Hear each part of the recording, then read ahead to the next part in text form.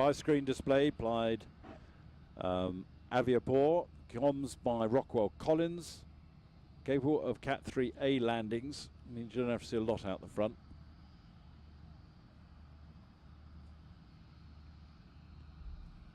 While that's been happening, the Dreamliner, the 787, has moved out. 727 due to move soon from 2XL. Well, I know it's moved there, but under its own power. That was towed over there. God, people are pedantic in here. 737 still to come, the P-8 and the F-35. So this wonderful aircraft from Boeing, this really a very graceful, pretty aircraft in the sky. When you see her fly, the beautiful wing shape, I think you'll agree with me. This is the Dreamliner. This is the 787-9 here at Farnborough. This is the second variant of the 787 Dreamliner family. Entered service in June 2 years ago in the All Nippon Airways livery.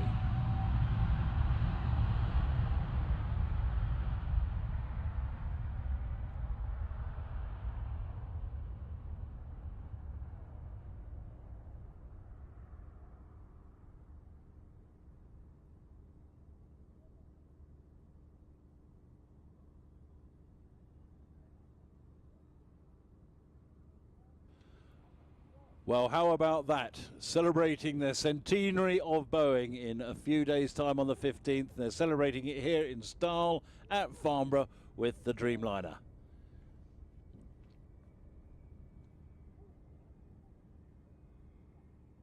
All Nippon Airways, or ANA, launch customer of the 787 Dreamliner. They are the largest so far operator of 787 with more than 80 orders for the Dreamliner family. Indeed, today marks the first Japanese livery aeroplane to perform a flying demonstration at Farnborough Airshow.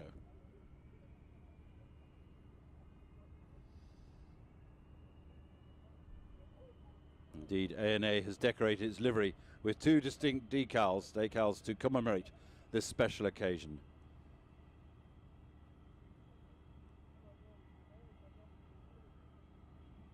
47 of those 80 orders, 787's already been delivered to ANA.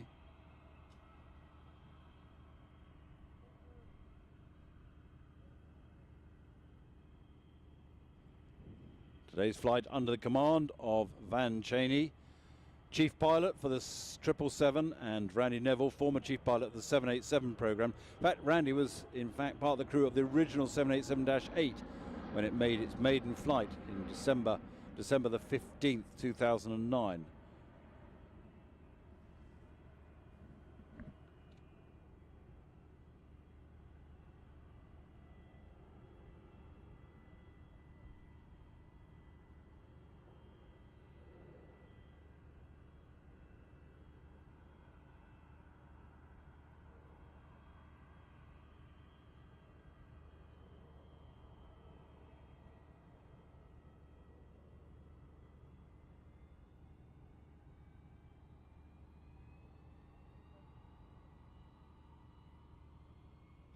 It's a very efficient aircraft, the 787.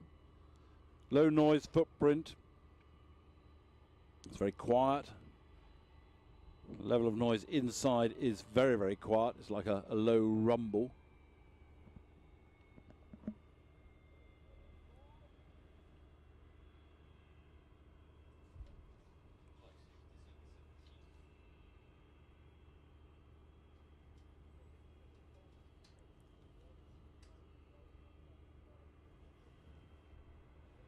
Since the 787 family entered service in 2011, it has amassed some impressive statistics. 425 deliveries,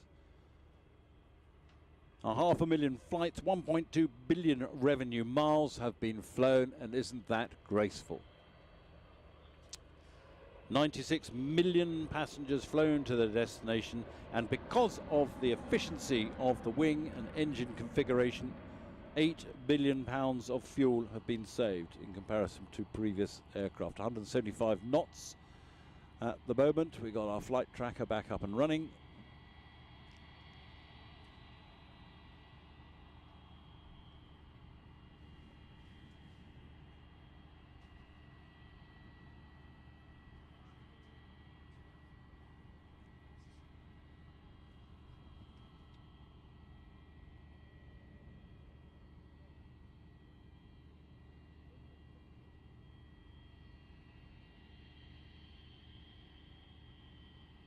Various different marks of 787 available. 787-8, 242 passengers. Of course, when you get these statistics, it depends very much on how that particular airline wants to configure their cabin.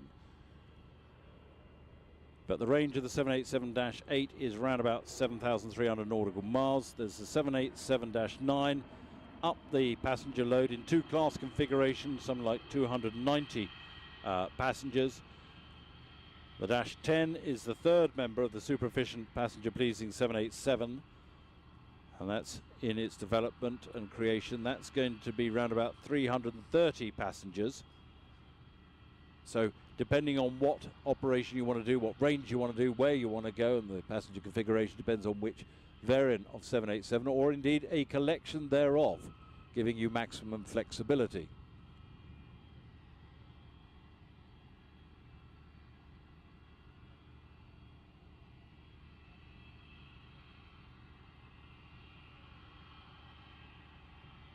The 787 has smooth ride technology.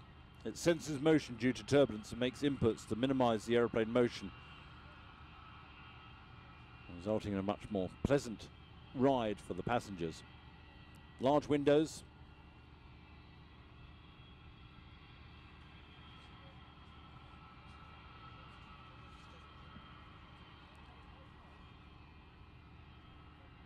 You can have it powered by Rolls-Royce or General Electric.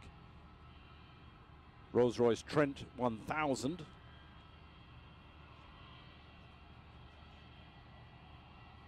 Coming into land to minimize the time on the runway, just to make up a little bit of time.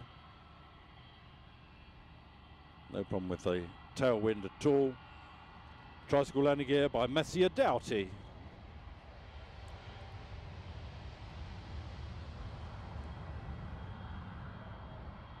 Operational cruise speed round about 0.85 Mach, similar to that of the 747-400.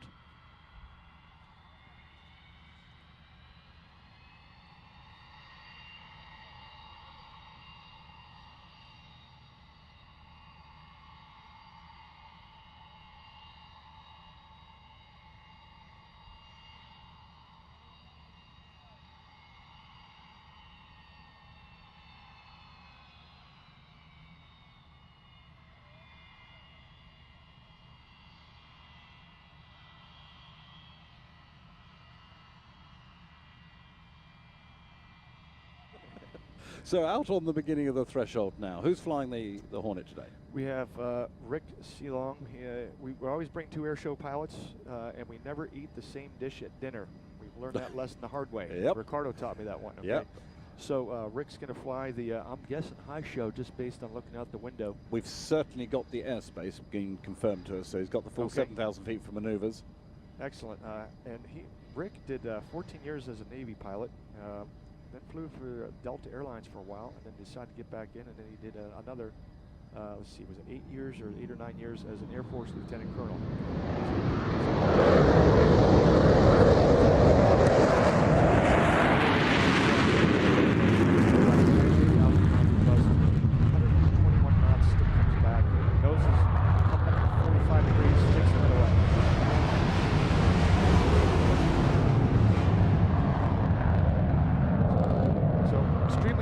Even with the gear and flaps down.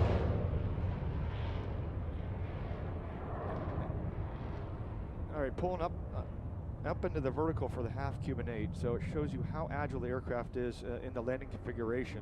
It has to be agile if you're going to land on a carrier that's moving. Yes, that's true. So straight up with you can see the missiles there. About 4,000 on the top, pulling down to a 45 for the half cube, and he's going to hesitate there, roll the aircraft out, and he's picking an aim point.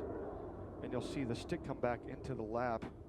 It'll be obvious there. There's about 45 degrees angle of attack. Stick full forward.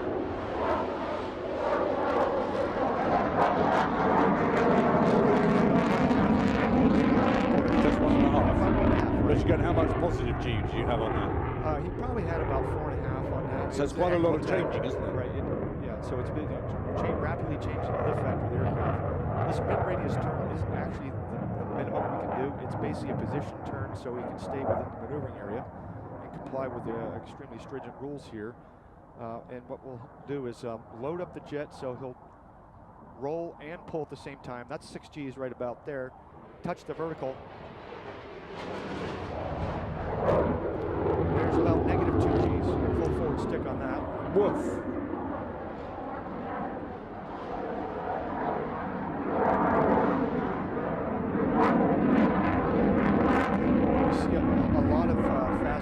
Fighters have the ability to pitch the nose up. Yes, indeed. And there's some that have the, including the Super Hornet, that can pitch the nose in the negative direction too. So it's important to have the ability to go both up, nose up, nose down with that pitch rate. Implement pitch back that will look like a simulated strafing attack. And what he's going to do at the action point is he's going to do about a 6.5 G pull, roll up on the wing, 6.5, 7 G pull there, and do a pirouette. A pirouette is a combination of rudder, aileron, high G, high angle attack maneuver. Now his velocity vector is heading away from us, but you can see him rotate from nose to the left to nose to the right. Indeed, yes. So completely, if you're following him, it's going to confuse you on any of that, isn't it? Exactly. And meanwhile, he's actually tracking outbound from us, up and out. Now he's picking out the aim point we've been using is the big Omega tanker at the right end of the runway, setting up for the high angle of attack pass. And the entry speed, we use about 220 knots for this. The rule is a high angle of attack pass is considered aerobatics, so we don't do aerobatics until we get inside the runway. Yep. Once we do that, it's idle, speed brakes, pull it back. When you see 150 knots, walk the power up smoothly and capture about, we'll see, do we have a ground speed readout? Not, it's okay. different transponder stuff. Well, he's probably indicating attack. We can go higher, but for safety reasons, we can keep it at 30. With about 15 knots of wind, that's 100 knots ground speed.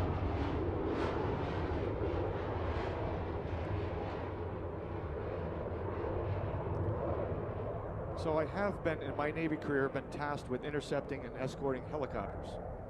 So what, using an F-18? Using an F-18. They wanted an identification on a helicopter down in the South China Sea. So usually you use a helicopter to intercept a helicopter. Yeah, sure. But this one was far away from, we call the ship Mother. So there was one inbound to Mother, unidentified. My signal was intercept and escort and ID. And you want to talk about surprise look when the helicopter pilot looked out to his left and sees a F-18 fighter hanging just like we saw there. Got his attention, certainly. It got his attention. His eyes turned into saucers. Yeah, did he come up on the frequency and no, talk to you? He did not. He may have tried, but I didn't hear it. So here from the left, this will be an inverted pirouette, a little cutaway to get in the maneuvering area, pull up to 45, roll upside down, wait for 2,000 feet, and now pull back, stick, 25 degrees angle of attack, right stick, right rudder, freeze it, pop the wheelie, let the guy come out in front of you. There's a gunshot, take a gunshot in case you're got bad guy in your 6. Take the shot and then clear the maneuver. That is an impressive maneuver, isn't it, ladies and gentlemen? This is a wow factor flight. That's a fun one. That was about a 6G pull initially, and then it turns into a real nice calm, almost a gentle maneuver. Setting nice up for and calm. Well, yeah, that's a relative. That's a relative term.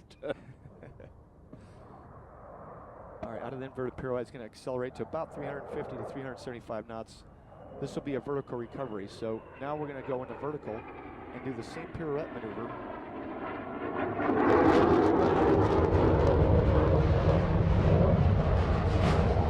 Action now, 6.5 Gs. Up to 75 degrees, looking for 3,500 feet.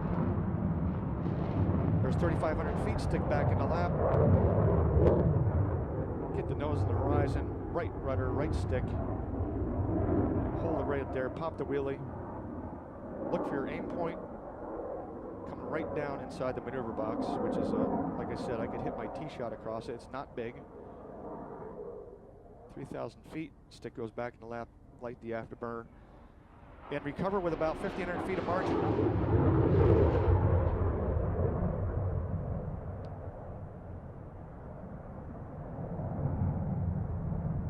All right, looks like he's headed out to the left, setting up for the square loop. The square loop is not something you would use in combat. If you did, you wouldn't last long. The whole point of it is, at the end of the square loop, we're pointing straight down at the ground with a Super Hornet, fully loaded Super Hornet, 300 knots and 3,000 feet pure vertical. Pointing at the ground, Pointing at 300 knots. 300 knots. And the recovery doesn't start until you get to 3,000 feet. That's exciting. So try to plot that on some of the maneuvering diagrams of other aircraft, and the way to survive that is to eject. We don't have to do that in this aircraft. It's very safe.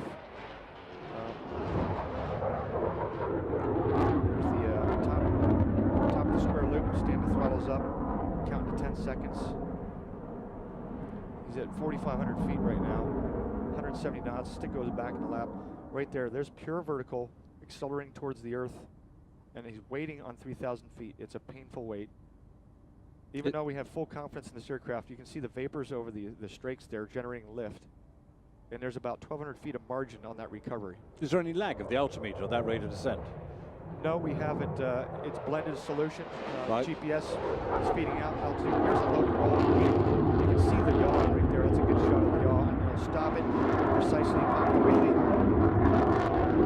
It kind of helps us slow down so we can get the gear and flaps down. Check the AOA off the jet. Do a little squat in the downwind. Call downwind. Now, obviously, with us, you're doing a lot of vertical maneuvers.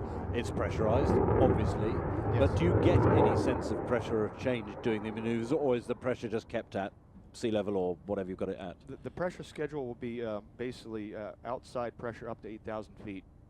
So he's getting ambient pressure at this point. We'll start to pressurize at 8,000 feet, and then we schedule.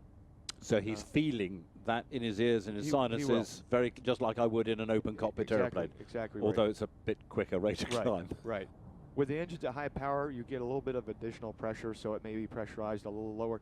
At the top of this square loop, it was only 4,500 feet, so unless you're really paying attention, you probably won't notice. Yep. But there has been situations where, rapid descent, in excess of 20,000 feet, and you will notice, and we do not fly with any congestion in our sinuses. No. Well, it affects so many other things, your inner ear, your balance, your everything. Now, it's a spongy undercarriage, isn't it? We're going to see this if you look on the big screens.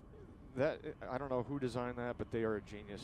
You'll watch a lot of forces will be imparted here in a second, and they'll all be absorbed by that beefy undercarriage. Twin nose wheels, and you can see not really a violent bounce, and in the cockpit it's not. I mean, that looks like an awful impact in the cockpit, but the gear's just taking it all away from you. It's taking it all, and when you're sitting there, you could, if your coffee mug was half full, you probably wouldn't spill it. Why would you be going with a coffee mug half?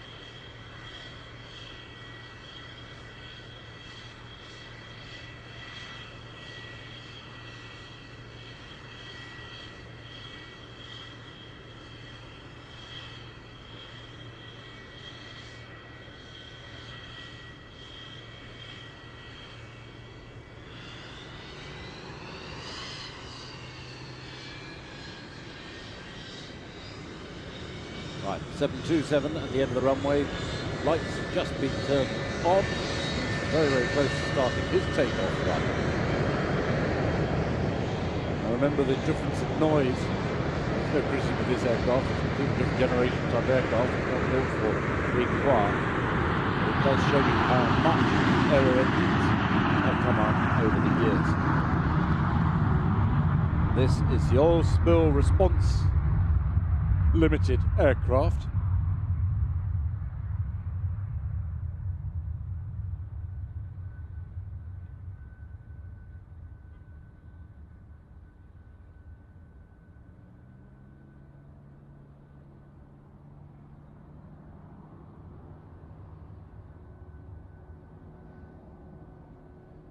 OSLR, Oil Spill Response Limited, is the industry's leading oil spill response cooperative, providing preparedness, response and intervention services worldwide.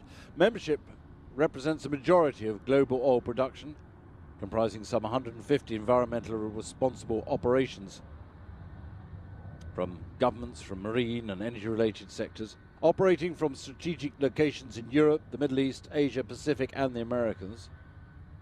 OSLR is the industry leader in this field, having acquired a distinguished track record. It has attended already more than 400 oil spill incidents over the last 30 years. It's the largest international industry-funded cooperative, capability to respond to oil spills wherever they may occur. Over the last 2 years, it's worked with British aero engine firm T2 Aviation, part of 2XL Aviation Group, who are here. They have their stand and chalet here. 2XL Aviation Group has been modifying and delivered these two former FedEx 727s aircraft, now central to the fleet. This time coming through spraying. That's water, I'm told, definitely water, not oil dispersant. But that's the sort of thing you'd be spraying for a bit lower than this. That's an impressive sight from that boom at the back.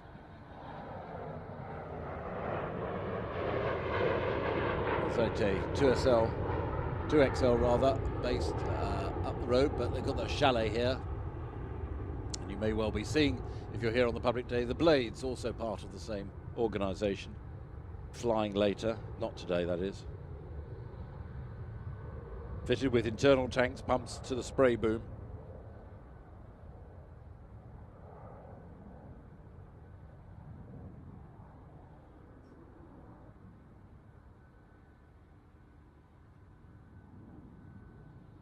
This aircraft was one of the original production of 14 freight aircraft of the 727. Fast cruise speed. I mean, they used to use Hercs for this, but the 727, very rapid aircraft, and therefore when you need some response anywhere around the world, it's very quick transit time, and that's the advantage of using the 72. Now, of course, when Boeing brought the 727 into production way back in the 60s, 1962, they forecast that they may be lucky if they can sell 250 of these aircraft. In 1962, that was their plans. By the time the last one came off the production line in September 84, 1,832 727s had been delivered. On the approach now to land. You'll see the big bucket reversers, very efficient reversing system, bit like that used on the Tornado. On the number 1 and number 3 engine will be deployed just after landing. Less exciting doing it just after landing.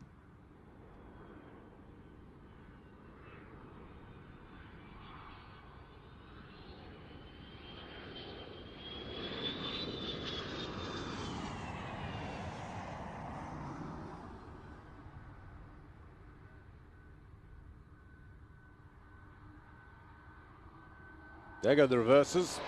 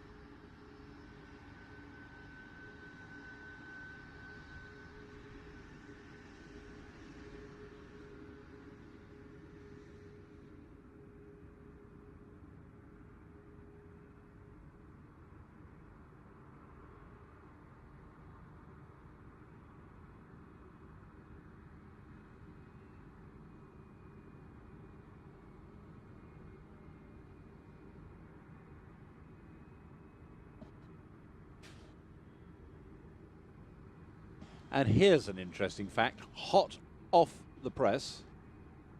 Did you know that the oil slick plane was the last ever 727 to be built? There you go.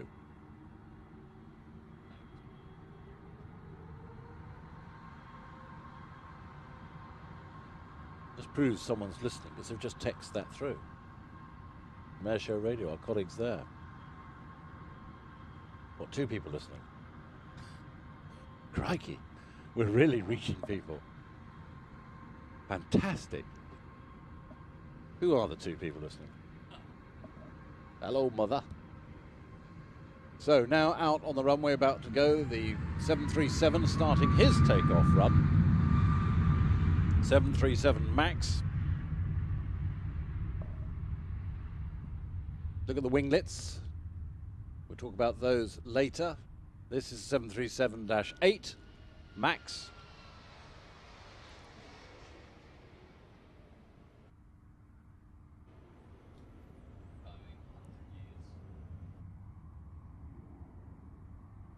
Tomorrow it's the big birthday for Boeing. They're going to have a cake because they're celebrating their centenary here at Farnborough on the 15th tomorrow. 100 years of Boeing. Yes, I've got to think about cakes. The director in my earpiece is saying, have I got to think about cakes? Yes, I have, and none have arrived today from anybody. Hint. Boeing also a platinum sponsor. This aircraft, the 737 MAX, performing is the 4th test aircraft to be completed. Mike Bryan and Greg McCann flying it. 56,000 pounds of thrust from the CFM engines. Practically leaps off the ground. I say leaps off the ground because you've seen the CFM Chalet. CFM Leap 1B engines offering 14% greater fuel efficiency than previous types. Now those distinctive winglets design, the 2 dual feather winglets, they look fantastic. They're just quite pleasing for the eyes. If you look on the big screen, we had a shot of them there. It offers a 1.8 improvement in efficiency. You're not going to put anything on an aeroplane that doesn't cause efficiency, but that's quite an improvement.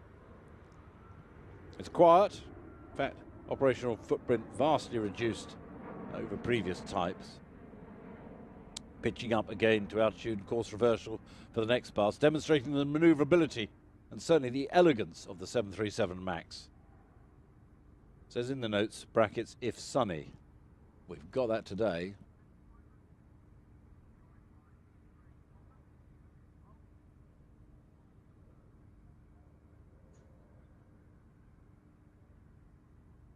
The MAX has great market acceptance, with 3,214 firm orders from 66 customers worldwide, demonstrating the value of the aircraft that it offers to the market. European customers, for example, AirCap, Avalon, Enterair, Icelandair, Monarch, Norwegian, Ryanair, SMBC, Aviation Capital, Sun Express, Travel Service, TUI and Turkish Airlines. All that from memory. Turning the sheet over.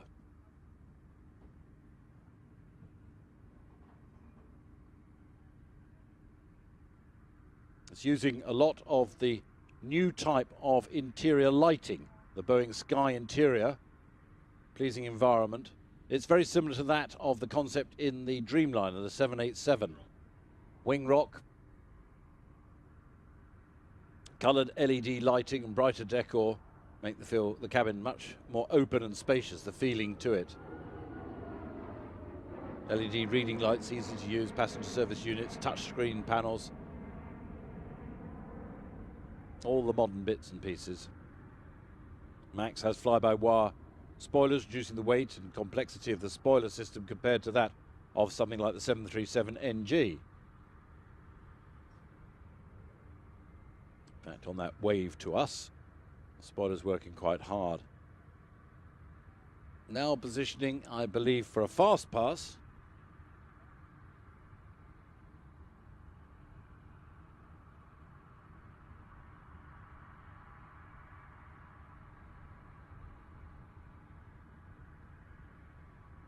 Certainly building on the success of the next generation 737, retaining the efficiency, economics, reliability and passenger appeal of the 7.3.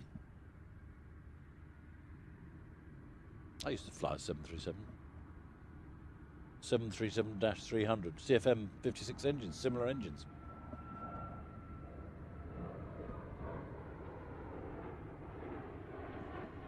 Bit of a faster pass here.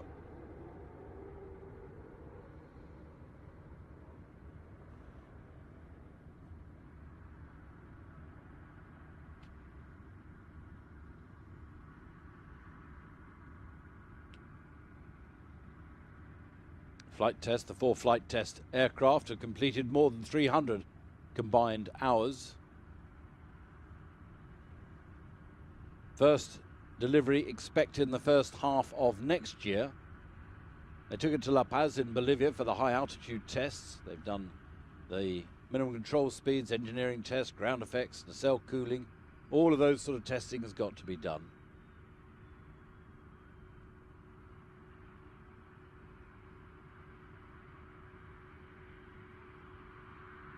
Fourth test aircraft has near complete interior. In the first test aircraft, you're ramming it with test equipment, measuring all sorts of bits and pieces all around the aircraft. You don't have room for the interior, but you've got to still test the interior as well for robustness. And I guess they got someone to keep opening and shutting the doors and overhead luggage and testing all of that before they go into service. Coming to land on 06, cuts down the taxi time.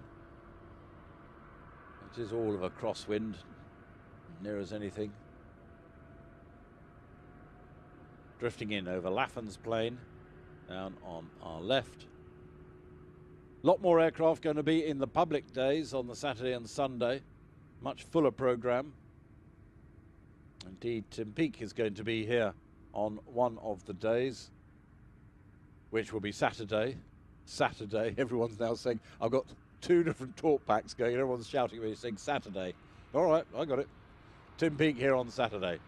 737-8 touching down.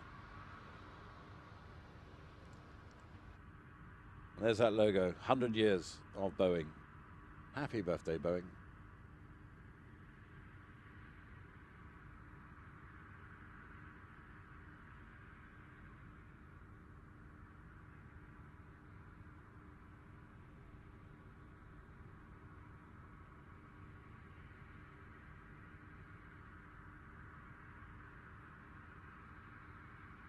So I can't remember whether he's going to be pushed back into his parking slot or will wait. Actually, no, he's going over to the east side because I think he's clearing off tomorrow, isn't he? So he's going to take on extra fuel to clear off tomorrow. I don't know whether it's after his show or before. Because you don't want to fuel it up to take you all the way back and then display full fuel. I don't know. Oh well, we'll find out tomorrow. Does it matter today? No.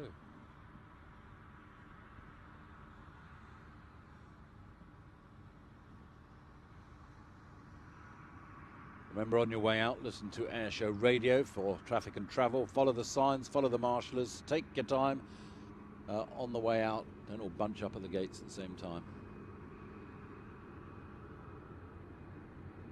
Dates of Farnborough for next year, not next year, in 2 years' time, are 16th and 22nd of July 2018.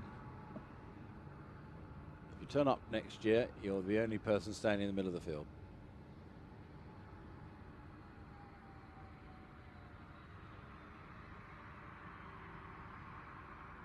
Well, thank you. And if you look to the right, you can see the Apache now taxiing out towards the runway. And today's pilots was Adam Nash, Captain Blake Lee. And both of which are currently serving frontline pilots from 3 Regiment Army Air Corps, based out of Wadisham, sorry, not Middle Wallop, Wadisham Station in Suffolk. They both have operational experience from Afghanistan. Warrant Officer Nash from his tours with 663 Squadron, and Captain Blake Lee from his attachment to the United States Army. And Warrant Officer Nash has asked me to remind everyone today is his 20th year in the service. The display aircraft you can see on the side of the rocket pods is call sign Gunship, and it's from our combat ready pool. These are ready to deploy at short notice. the aircraft is at its operational weight, which has been provided by the dummy Hellfire missiles you can see on the pilots. During the routine, I'll take the opportunity to talk to you about the full range of weapons available to the crew, whilst they fly the aircraft right to the limits of pitch, roll and G. As you've just seen, Apache have just used a running takeoff, which is a standard manoeuvre for all frontline crews, allowing us to get the aircraft up to a safe speed before departing the ground. And if you just follow it to the left of the crowd, you'll see them repositioning to start the sequence.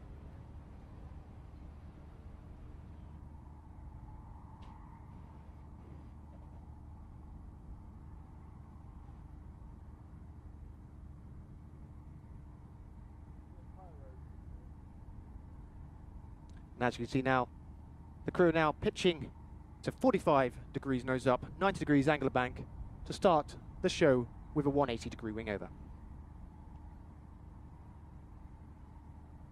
As they run back into crowd center, they'll shortly be pitching to 60 degrees nose up, 90 degrees angular bank for the 270 degree wing over.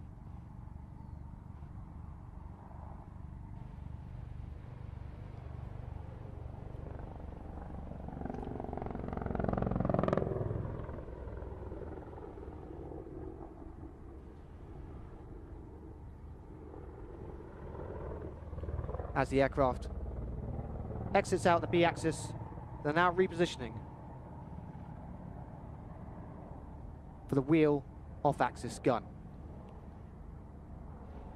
This maneuver will be used operationally to allow the optics and 30mm cannon to be constantly positioned at a target in the center of the wheel, and will allow for rapid engagements if required. The cannon has a cyclic rate of 625 rounds per minute, and the aircraft can carry up to 1,200 high explosive rounds on board.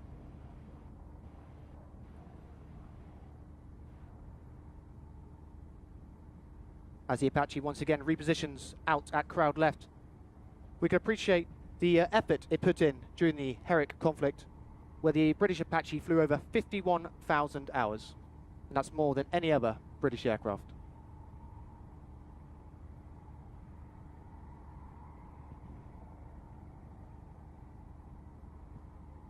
As they reapproach crowd center, they're using their powerful turbomecha engines to accelerate to 140 knots in a profile that could be used to put down strafing fire with the cannon.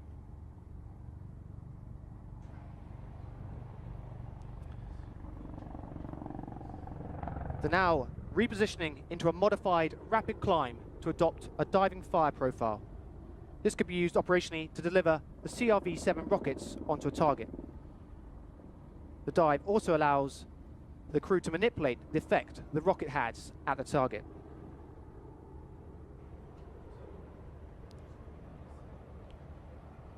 As they exit the diving fire profile, they're now accelerating to position for a bunt. As you can see, this pitches the aircraft to 90 degrees nose up, and then 90 degrees nose down.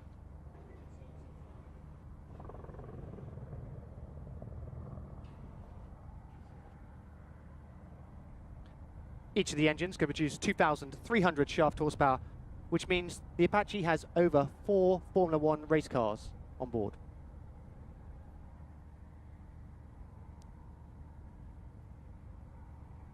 The wing over maneuver you see they're using at crowd left is not only reserved for displays, but is one of the best ways to turn the aircraft around, and is used routinely by frontline crews.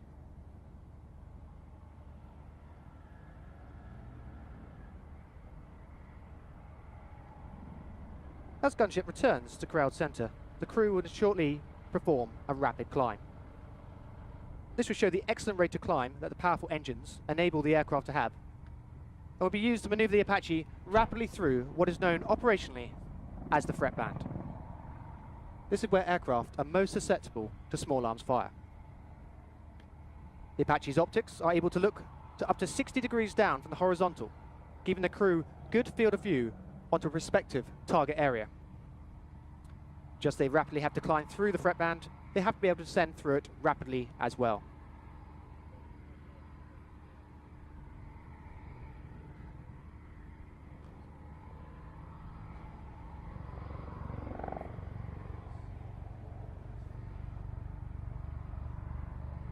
The Apache is once again converting its speed into height, pitching to an awesome 90 degrees nose up to perform a pedal turn. When the aircraft reaches zero airspeed, the crew can use the Apache's powerful tail rotor to rotate the aircraft 180 degrees about the centre.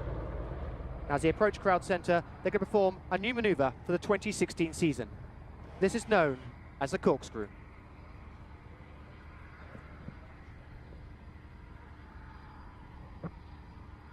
Sees the aircraft pitching to 90 degrees nose up, then rapidly repositioning to the hover, where the crew perform a 180 degree spot turn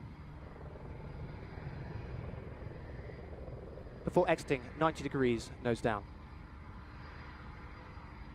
This shows the immense agility of this 10-ton aircraft, and along with the pedal turn is one of the most difficult manoeuvres to fly.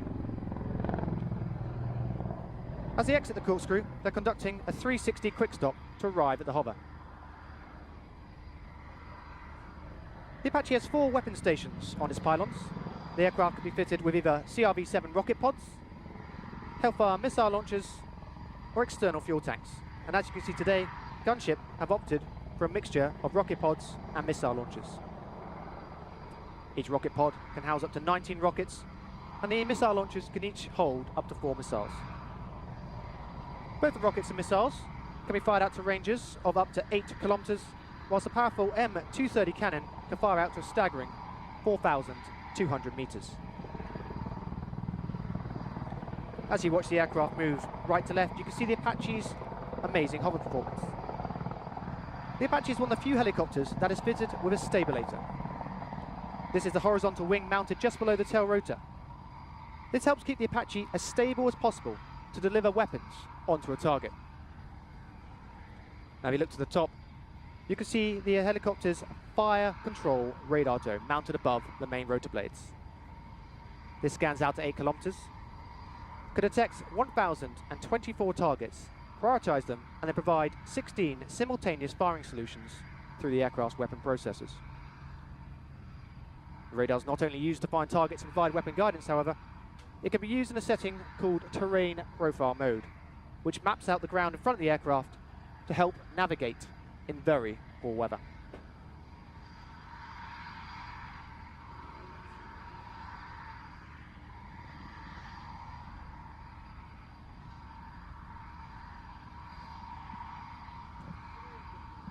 As the crew now position out to crowd left, the pilots are using the helmet-mounted monocles to aid them to fly the maneuver, with all the important aircraft information being displayed in the eye.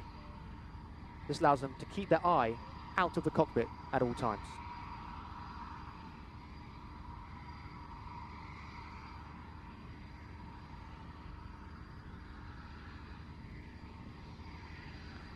You see the crew now returning back to crowd center. This time they're going to perform a 360-degree wing over.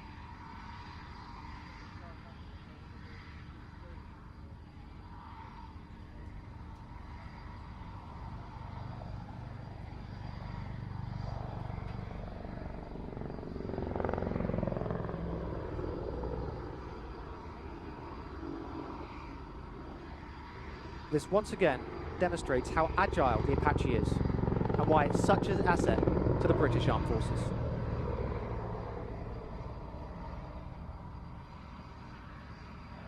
As they exit the 360, they're now performing a 270 quick stop to arrive at the hover crowd center.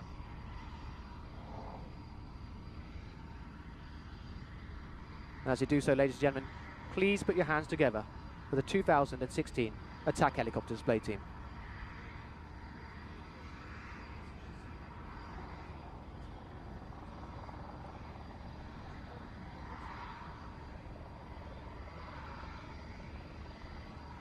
The aircraft will shortly perform a bow to depart.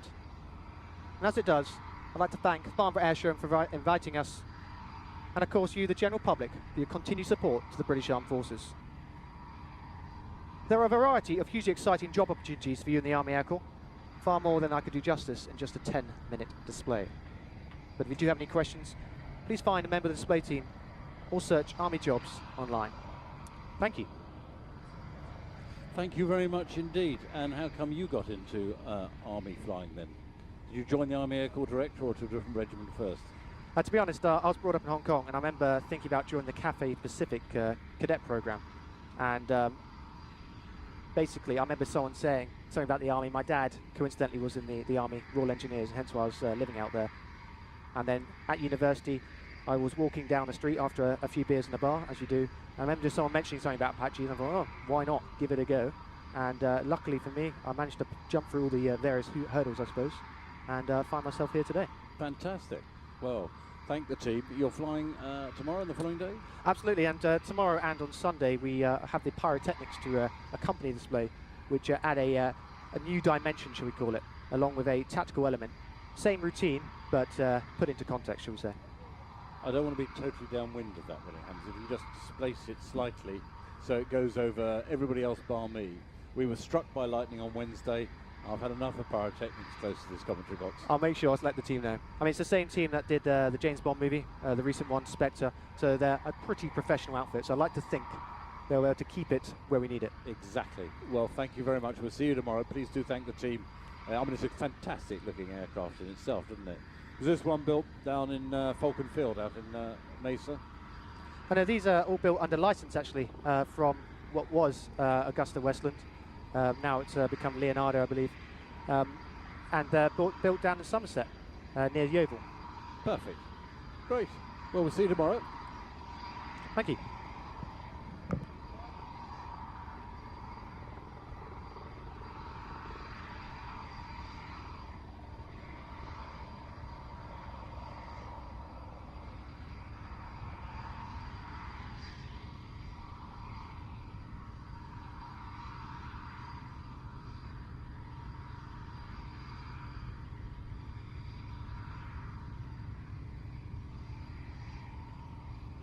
For example, that Oxford Street will be purely for pedestrians by 2020. No buses, no taxi, no nothing. There you go. We've got loads of information up here. So, out on the runway, the P-8 Poseidon, which effectively is another 7.3, but it's been a collection of 7.3s put together. This is the P-8A Poseidon.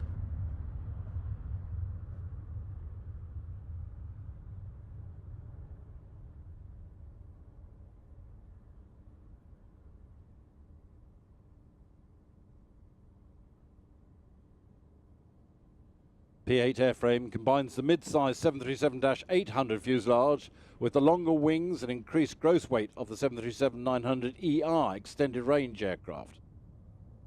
Unique wing configuration of the P-8, barred by two CFM56 high bypass turbofans, chucking out 27,000 pounds of thrust. P-8 first flew in April 2009, entered operational service with both the United States and the Indian Navies in 2013. Now in full production rate.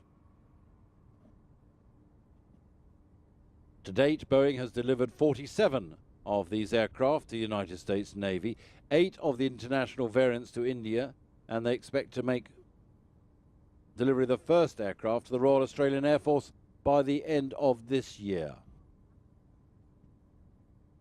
It's got greatly increased fuel capability over the standard commercial 7.3, giving it an extended range and endurance, and it's also just completed the air-to-air refueling certification behind a United States Air Force tanker, the KC-135.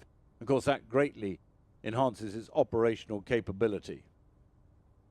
Coming through now, you see lots of load of aerials and antennae all over it. That's for its communications, data link, lots of stuff on board the aircraft.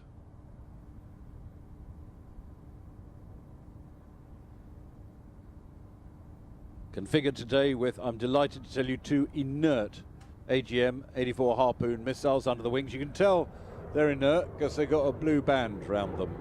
There you go. And of course, United Kingdom earlier this week here at Farnborough ordered 9 of these P-8s. It's going to be £3 billion, and they need to come into service over the next 10 years. Actually, the P-8's got 4 underwing pylons capable of carrying a variety of weapons for its multi-role maritime and anti-surface warfare missions.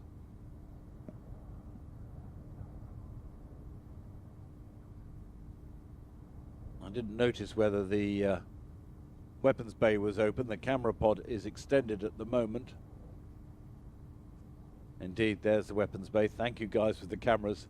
I'll tell you what, it's incredibly useful having one box television here, because I say something that one of the cameras will zoom in straight away and give me the answer, looking at the monitors that we have here in the commentary position. And that's to Bruce. Thank you, Bruce. Don't give away if you're too busy at the moment. You might fall off the scaffolding. P-8 has exceptional handling qualities. It can maneuver at low altitudes and at speeds, as well as demonstrated here, those what we're doing now, as well as cruise at high altitude and airspeeds, providing broad area search coverage and rapid deployment capabilities anywhere in the world. In the mid-cabin are 5 operator stations which control the full integrated mission system, robust communication suite of the P-8. It's equipped with a powerful maritime radar in the nose of the aeroplane. On the bottom of the aircraft, just forward of the wings, is an advanced electro-optic and infrared camera turret, which is extended at the moment. These systems, combined with a host of electronic sensors, are integrated into each operator system to allow the crew to accomplish any maritime surveillance tasking. Multitaskers.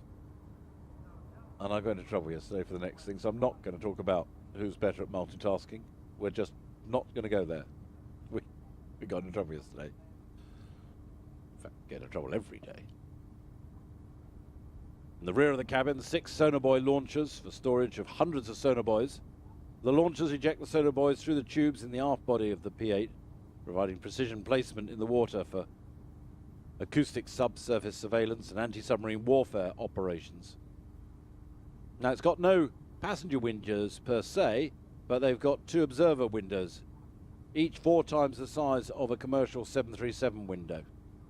You've seen the array of antennas on the top, bottom and sides of the fuselage. These support the various communications and data links that the P-8 has, and give the crew the ability to pass the information around the globe instantaneous in support of combined operations.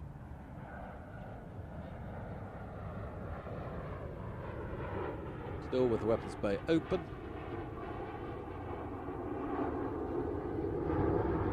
Fuselage of the P-8 manufactured by Spirit Aero Systems in Wichita, Kansas. Same place as the fuselage for the commercial 737. Final assembly is completed over on the west coast at Renton, Washington, alongside the other 737 commercial production line. That, of course, gives greater efficiency in the whole production line.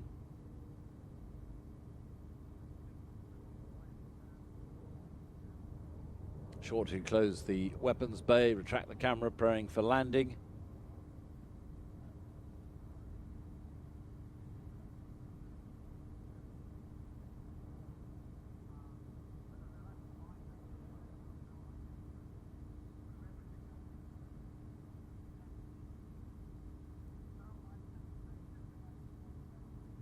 Proceeding downwind to land. Here be landing left to right on 06.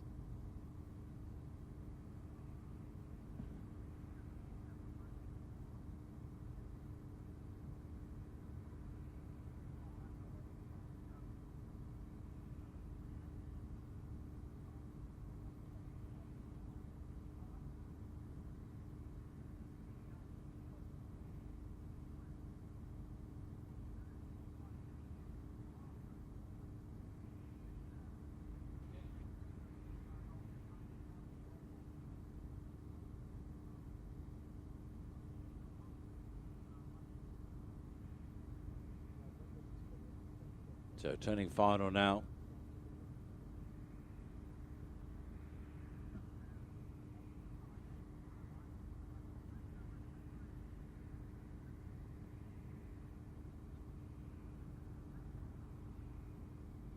And here comes the P-8 Poseidon to touch down here at Farnborough. We're ahead of time, which is great, which means TAG can start their operation a bit earlier than they anticipated.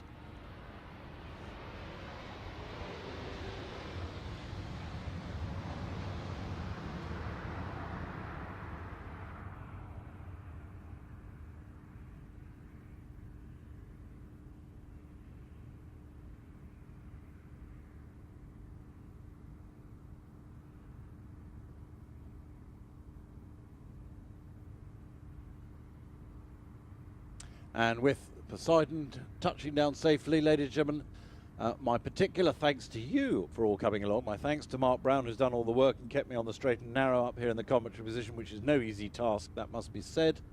My name is Stratton Ritchie. Have a safe drive home. And if you're coming back for the public days, well, you're going to hear me again then. Sorry. Otherwise, we'll see you at next Farnborough International in 2018. Have a very good evening.